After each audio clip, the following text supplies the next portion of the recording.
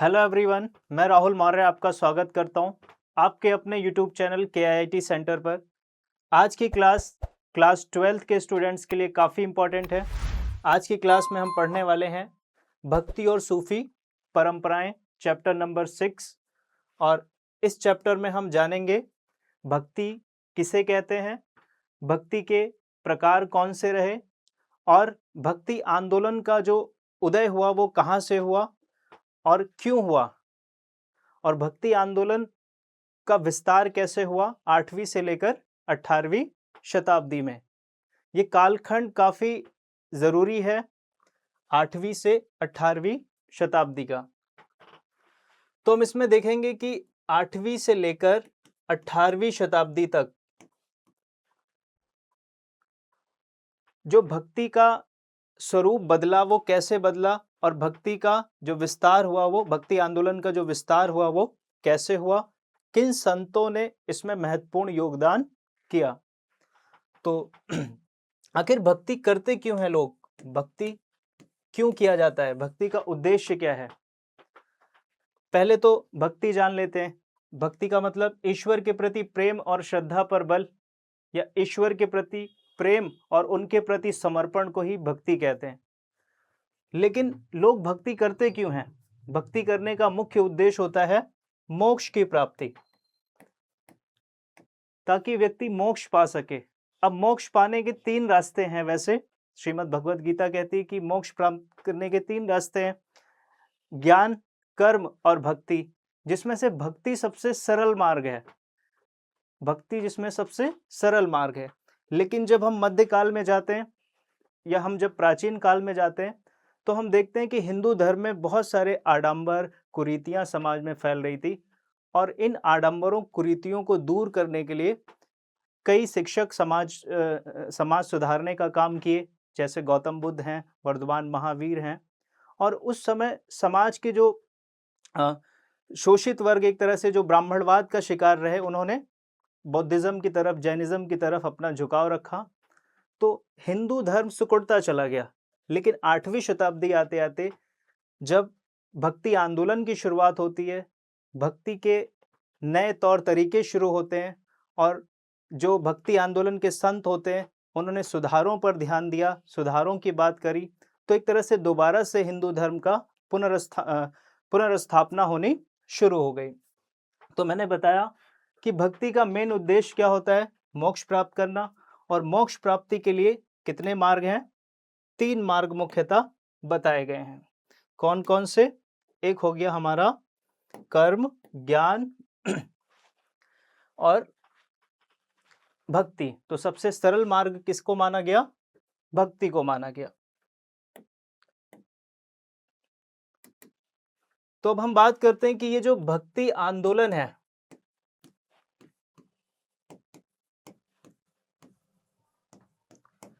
भक्ति आंदोलन की शुरुआत कहाँ से होती है और क्यों होती है। जैसा कि पहले बताया कि हिंदू धर्म में काफ़ी कुरीतियां, आडंबर आ गए थे, जिस वजह से संतों ने भक्ति आंदोलन की शुरुआत करी।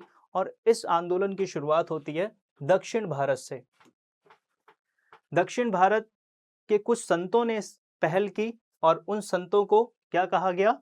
अलवार और नैनार संत। यानी अलवार संत वो हैं जो विष्णु के अनुयायी थे, और नैनार संत वो थे जो शिव के अनुयायी थे। और दोनों ही संतों ने तमिलनाडु से इस आंदोलन की शुरुआत करी, और तमिल भाषा में अपने इष्ट की स्तुति करते थे और भ्रमण करते थे। और इन्होंने भक्ति करने का एक नया तरीका समाज को सिखाया, या भक्ति करने का एक नए तरीके पर इन्होंने चलना शुरू किया।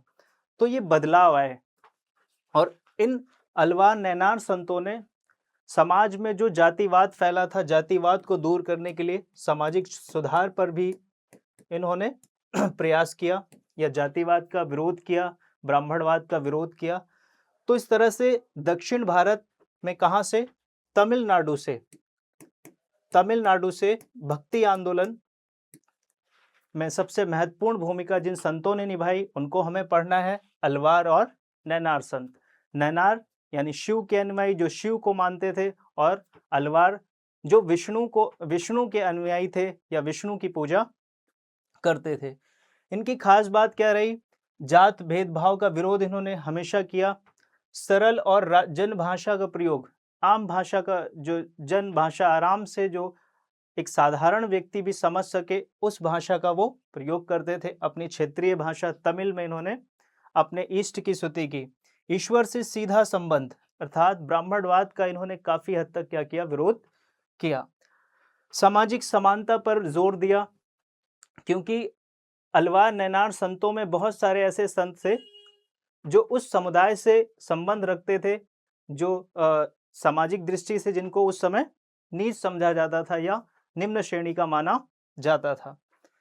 कर्म कांडों का विरोध किया, जो कर्मकांड और कुरीतियां फैली थी उसका इन्होंने विरोध किया। तो इस तरह से हम देखते हैं कि भक्ति आंदोलन में अलवार और नैनार संतों ने एक महत्वपूर्ण भूमिका निभाई, जिसकी शुरुआत दक्षिण भारत के तमिलनाडु से होती है। और जब भक्ति आंदोलन का विकास हुआ तो आगे चलकर 12वीं शताब्दी में, कौन सी शताब्दी में? 12वीं शताब्दी में एक नया आंदोलन अस्तित्व में आया, जिसको क्या नाम दिया गया? जिसको नाम दिया गया लिंगायत या वीर शैव परंपरा। तो इसे हमें पढ़ना है कि जब दक्षिण भारत के कर्नाटक में 12वीं शताब्दी में एक नया आंदोलन की शुरुआत हुई, जिस आंदोलन का नेतृत्व किसने किया? एक ब्राह्मण थे जिनका नाम था बासवन्ना। तो बासवन्ना के नेतृत्व में ये आंदोलन चलाया गया, भक्ति आंदोलन, और जिनके अनुयायियों को क्या कहा गया? लिंगायत कहा गया। और इन लिंगायत समुदाय ने भी सामाजिक और धार्मिक सुधार की बात कही, और धार्मिक और सामाजिक सुधार में एक महत्वपूर्ण योगदान इन्होंने दिया। तो इनके बारे में हमें पढ़ना है। तो लिंगायत इनको क्यों कहा गया? क्योंकि जो लिंगायत समुदाय से ये बासवन्ना के जो अनुयायी थे, इनको लिंगायत इसलिए कहा गया क्योंकि ये अपने बाएं कंधे पर एक लघु लिंग धारण करते थे और शिव की पूजा मूर्ति के रूप में नहीं बल्कि शिवलिंग के रूप में करते थे। तो इन्होंने पूजा पद्धति में भक्ति करने का जो इनका तरीका था वो अलग था, और ये श्राद्ध संस्कारों का पालन नहीं करते थे। ये अपने मृतकों को विधि पूर्वक दफनाते थे। तो कुछ तरह से इन्होंने धार्मिक प्रथाएं चली आ रही थी उसको इन्होंने बदलने की कोशिश की। विधवा पुनर्विवाह को इन्होंने मान्यता दी, या इसको उन्होंने माना कि ये ऐसा होना चाहिए, विधवा का पुनर्विवाह होना चाहिए। सती प्रथा का विरोध किया। तो बहुत सारे सुधार किए, वो हम पढ़ेंगे चैप्टर में। तो ये इंट्रोडक्शन के तौर पर है कि लिंगायतों ने क्या योगदान दिया। तो जब दक्षिण भारत में भक्ति आंदोलन का विकास हो गया तो धीरे धीरे करते करते ये उत्तर भारत में भी भक्ति आंदोलन का विकास जब शुरू हुआ, तो उत्तर भारत में हम चलते हैं। इससे पहले हम दक्षिण भारत में जो अलवार नैनार संतों ने भूमिका निभाई, इसके बारे में हम जान चुके हैं। अब इनके कुछ संत हैं, उन संतों के बारे में देखते हैं। अब भक्ति को मुख्यतः दो भागों में बताया गया है, दो प्रकारों में बांटा गया है, सगुण भक्ति और निर्गुण भक्ति। तो सगुण भक्ति क्या है? सगुण भक्ति में ईश्वर को साकार रूप में पूजा जाता है, यानी कि शिव, कृष्ण और राम, इनकी मूर्तियों के रूप में उनकी आराधना की जाती है, और ऐसी भक्ति को हम लोग सगुण भक्ति कहते हैं। लेकिन निर्गुण भक्ति वो भक्ति है जिसमें निराकार ईश्वर की आराधना होती है, जिनका कोई आकार नहीं है। तो देखते हैं सगुण भक्ति, ईश्वर को साकार रूप में मानना, राम, कृष्ण, शिव, देवी की पूजा, मूर्ति पूजा, यानी मूर्ति के रूप में इनको पूजना, देवियों को। इनके प्रमुख संत कौन रहे? रामानंद, तुलसीदास, सूरदास, मीराबाई। मीराबाई के बारे में आपको पता ही होगा कि मीराबाई कृष्ण के बांसुरी बजाते वाले रूप को पूजती थी, और मीराबाई ने अपना पति स्वीकार कर लिया था कृष्ण को। तो मीराबाई भी एक संत रही। निर्गुण भक्ति, अब निर्गुण भक्ति के बारे में बात करते हैं। तो निर्गुण भक्ति भक्ति का वह रूप है जिसमें ईश्वर के निराकार रूप की आराधना होती है, और ईश्वर को निराकार मानते हैं। मूर्ति पूजा का विरोध, जैसे कि कबीरदास थे। कबीरदास ने क्या कहा था? कबीरदास भी इसी शाखा से संबंध रखते थे। कबीरदास का एक दोहा काफी लोकप्रिय है। वो दोहा क्या था? पाथर पूजे हरि मिले तो मैं पूजू पहाड़, ऐसे तो अच्छी चक्की भली पीस खाए संसार। तो ये कबीरदास का जो दोहा था। गुरु नानक और रैदास ये सब क्या हैं? ये सब निर्गुण शाखा से संबंध रखने वाले संत हैं। तो इनके बारे में हमें पढ़ना है। तो इस तरह से हम देखते हैं कि भक्ति के मुख्यतः दो प्रकार हैं, सगुण भक्ति, निर्गुण भक्ति।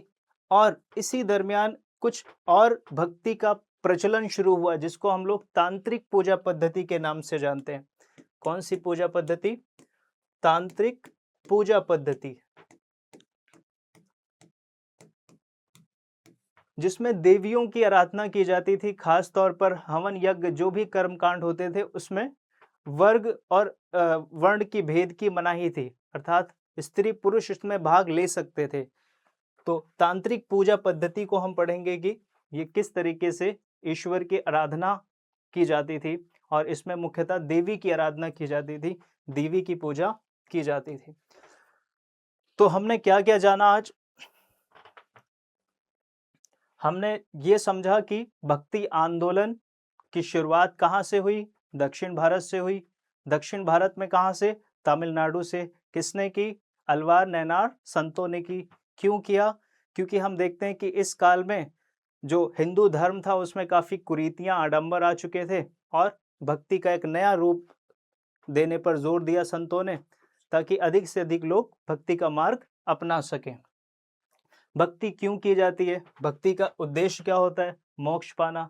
मोक्ष पाने के कितने रास्ते हैं? 3। कौन कौन से? भक्ति, कर्म, ज्ञान। जिसमें सबसे सरल जो मार्ग है वो कौन सा है? भक्ति का है। तो भक्ति आंदोलन की क्या खास बात रही वो हमने पढ़ा। भक्ति कहते किसे हैं? ईश्वर के प्रति पूर्ण समर्पण और प्रेम को ही भक्ति कहा जाता है।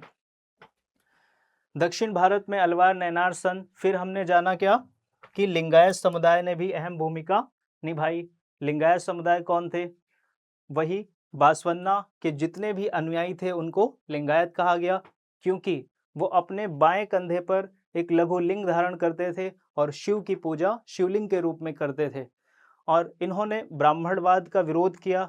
इन्होंने समाज में कुछ कुप्रथाएं जो फैली थी उन कुप्रथाओं का भी विरोध किया।